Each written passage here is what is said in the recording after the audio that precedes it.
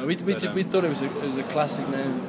We were very surprised that nobody had used it before. All the bands we liked could be called that name, and we were very surprised that it didn't exist. So, I think all music has healing powers. You know, I think it'd be stupid to think that we were special in that respect. But I think people, if we can give anyone a little, it was never the intention. Life, then that's the answer.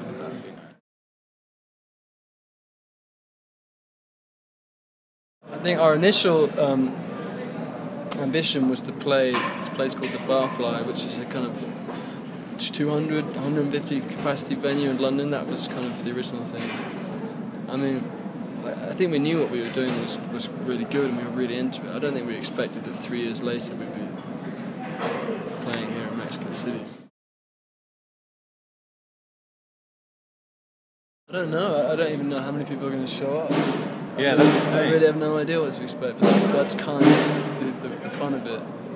I think really the best mindset to approach a concert is to expect nothing, kind of just go into it open-minded, and then you kind of everything's a positive. You know? A lot of our friends who'd played here before said that we should look forward to playing it because Mexican audiences are there's a real sort of rock and roll scene down here, and a lot of people really appreciate guitar music and music with energy, and the sort of music that we might like. So, and when we came for Corona Capital, it was amazing. We played to way more people than we expected to. We got an incredible reaction, and that was a really memorable show. And if it's anything like that tonight, then I'm going to be very happy.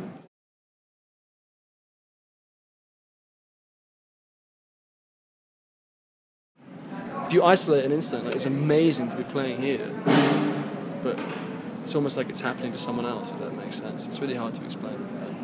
It all happens so quick. One day doing this, one day doing that. It's all like way too much to kind of process sometimes. So. It affects your perception of what you're doing as a band sometimes. Of course, it affects your family and your social life because you're never around to see your friends anymore. Kind of a year and a half, 2 years in, the phone stopped ringing. Your friends just stop calling because you're not going to be there to hang out. Yeah, it's strange. But then you get to see the world and experience amazing things, and you live like a week in a day, and I wouldn't trade that for anything.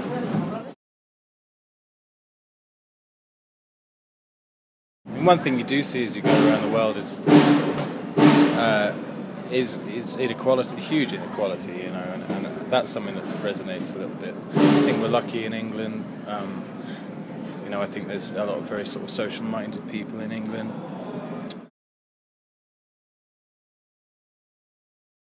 I love Queenie. It's pretty amazing that she's been a head of a state for she's the second longest head of state in history, and she's never really fucked up. Public, you know what I mean? Like, maybe people might disagree with things, maybe it's because she's not involved enough in things for her to be criticised that much. But it's pretty amazing. She hasn't really had any fuck up. She's alright.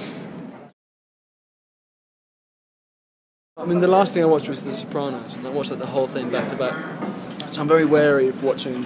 Everyone says you got to watch The Wire, but I know if I watch the first 2 episodes, then I'm going to just buy the whole thing and just go away for 2 weeks. I don't really watch TV either. I like to watch movies and stuff. The only time you really get to do it is like sitting on a plane, and then you just kind of watch 8 movies, and it's like you develop sitting, and you develop a kind of restlessness. I think I find it really hard to sit still.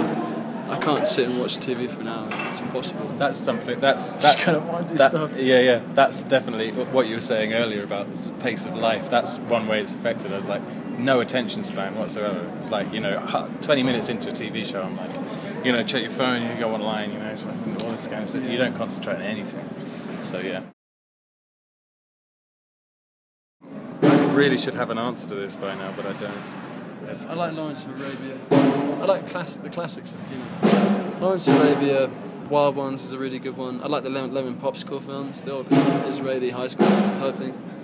And I just watched Marathon Man, which I thought was great.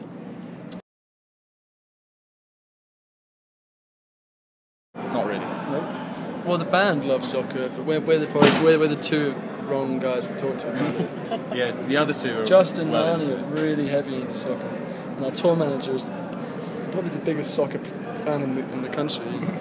He's insanely obsessed with football. All just mental, aren't they? It is a release. It's a release for people. I think there's what you learn. Sorry, what you learn is that there's people tend to focus in on the bad things. There's so many people, or so many different categories of people that come to a concert. I guess it's the same with football, you know. Overall, I think music gives people a positive release. You know, it gives them a break from life for a minute, and you know, I mean, obviously you go to gigs and you see fights and stuff, and some people, you know, use it as an excuse for, you know, to channel some sort of aggression and negativity as well, which is obviously not something that we like. But yeah, I think it's a release. It's supposed to be a positive release for people.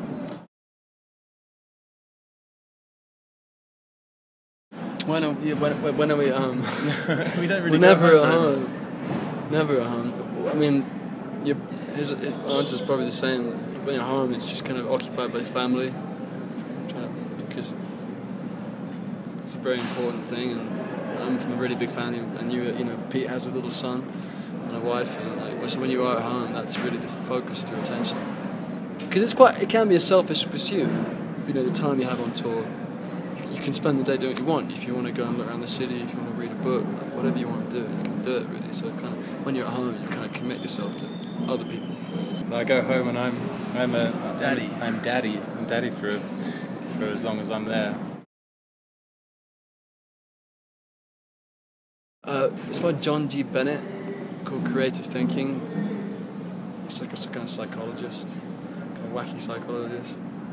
It's really interesting. I found out about it for listening to. I'm a fan of this band, King Crimson, and Robert Fripp, the guitar player, when they were like the biggest band in Europe, he quit to go and become a disciple of this guy.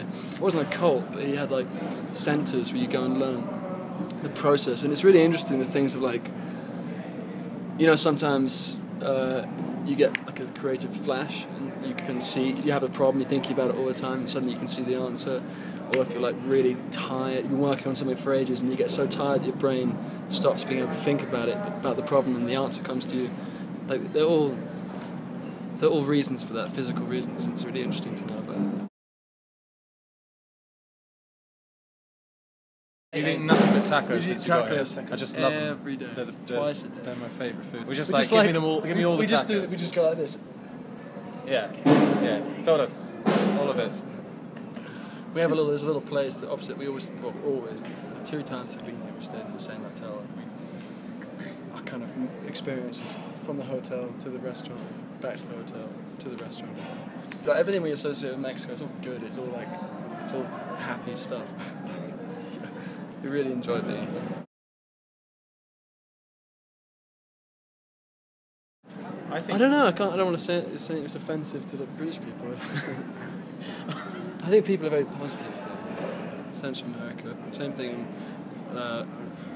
Spent a bit of time in South America. You know, I think people are generally very positive. Have a good disposition. I feel like people are very passionate here as well, and kind of wear their passions quite openly. You know, in Britain, everyone's quite reserved. That's the difference. Definitely.